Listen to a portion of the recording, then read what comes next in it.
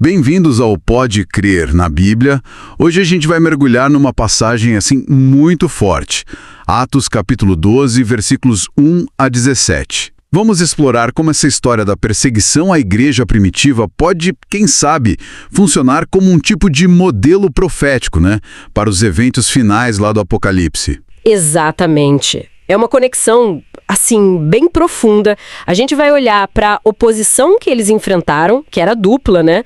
Vinha da religião, do judaísmo da época e também do poder político romano. E essa combinação de poderes, como algumas fontes sugerem, meio que prefigura o que a gente vê descrito lá em Apocalipse capítulo 13, sabe? Além da intervenção de Deus, claro, e as lições para a gente hoje. Certo. Então vamos lá.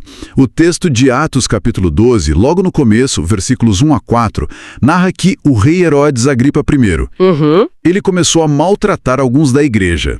Foi um momento bem difícil. Diz assim: por aquele mesmo tempo, o rei Herodes estendeu as mãos sobre alguns da igreja para os maltratar, e matou à espada Tiago, irmão de João. E vendo que isso agradou a alguns líderes judeus, ele foi e prendeu Pedro também. Isso, durante a festa dos pães asmos, a intenção era clara: executar Pedro depois da festa. Exato. É uma perseguição bem direcionada aos líderes, né? Meio que ecoando o que Jesus falou lá em Mateus capítulo 26, versículo 31, sobre o pastor ser ferido. E as ovelhas se dispersarem. E aponta também para essa perseguição mais geral, e até decretos de morte que são mencionados em Mateus capítulo 24, versículo 9, e também em Apocalipse capítulo 13, versículo 15. E o fascinante, né, é a reação de Pedro. Ou melhor, a condição dele, mesmo ali preso com a morte iminente.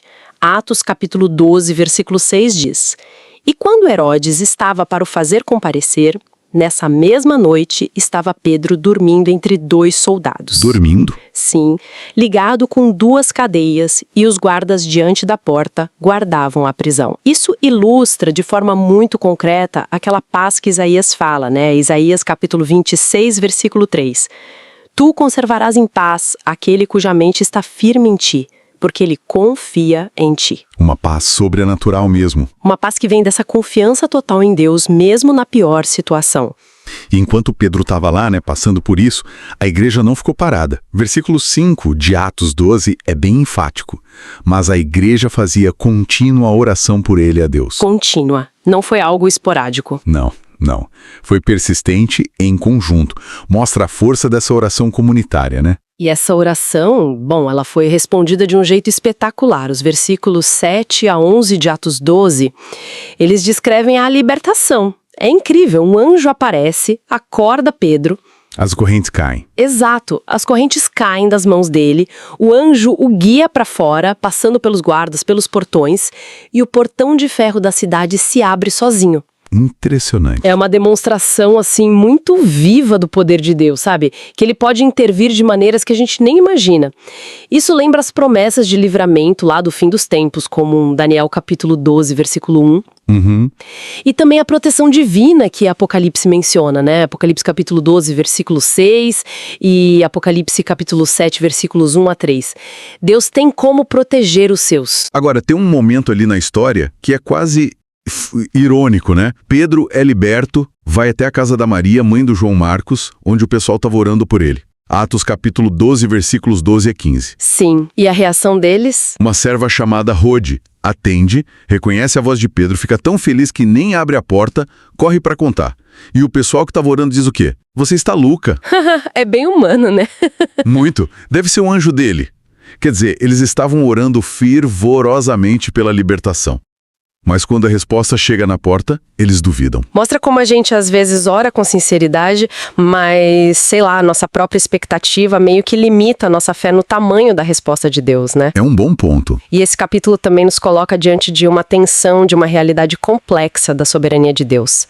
Tiago foi martirizado, Pedro foi liberto. Sim, e ambos eram fiéis apóstolos. Exato.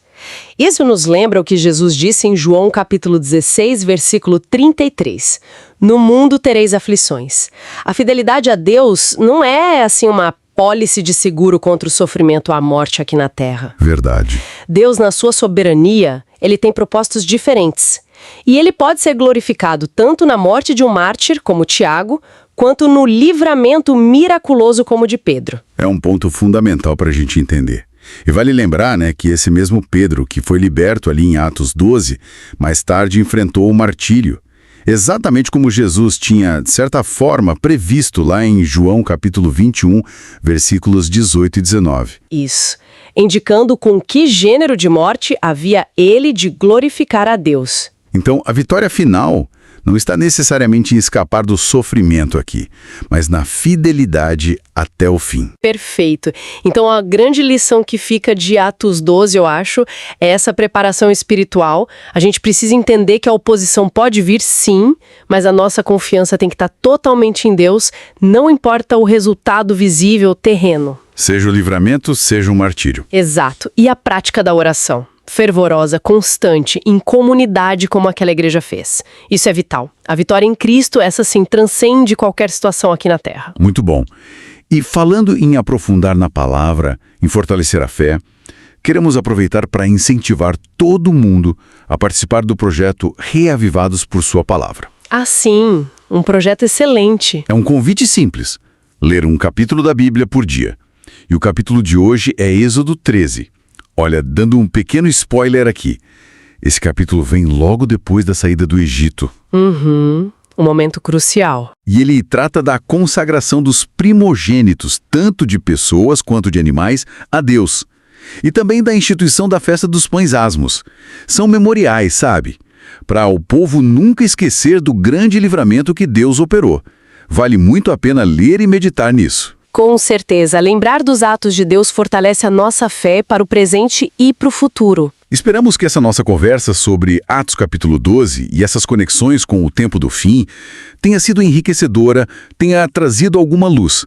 A história desses primeiros cristãos é de fato um testemunho poderoso de fé, de perseverança. E da fidelidade de Deus, né? Que nunca falha. Exatamente. E fica talvez uma reflexão final, né? Pensando na paz que Pedro tinha na prisão, mesmo naquela situação, e no poder da oração daquela comunidade. Como é que nós, hoje, podemos cultivar essa mesma confiança profunda em Deus? E essa prática de orar uns pelos outros com tanta intensidade? Como podemos nos fortalecer espiritualmente antes que talvez cheguem tempos mais difíceis? É uma pergunta excelente, algo para a gente pensar e, principalmente, praticar. Se este estudo da palavra foi útil, trouxe algum valor, pedimos que considerem curtir o vídeo e também compartilhar com outras pessoas. Isso ajuda a mensagem a alcançar mais gente. Sim. E claro, se ainda não acompanha, inscreva-se aqui no canal Pode Crer na Bíblia, para a gente continuar estudando a Bíblia juntos. O nosso objetivo principal é que a palavra de Deus se espalhe, que ela transforme vidas. É isso aí. Agradecemos demais a companhia e o apoio de todos. Fiquem com Deus e até a próxima.